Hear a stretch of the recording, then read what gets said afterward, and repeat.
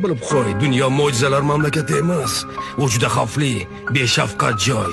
Agar bir marta zaiflik qilsang, seni shunday kuch bilan uloqtirib yuboradiki, qaytib o'rningdan tura olmaysan. Sen ham, men ham, dunyodagi odamlar ham hayot bergan zarbaga chida olmaydi. Seni qanday kuch bilan urishgani muhim emas.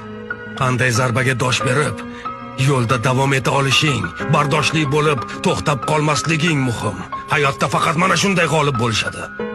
Agar nimaga loyiq ekanligingni bilsang, shunga munosib bo'l. Ammo zarbalarga dosh berishni ham o'rgan. Barmog'ing bilan kimnidir ko'rsatib, menga yomonlik qilgani uchun shunday bo'ldi deb birovni ayblayverma. Bu zaiflarning ishi, lekin sen zaif emassan. Bunday bo'lishing ham mumkin emas.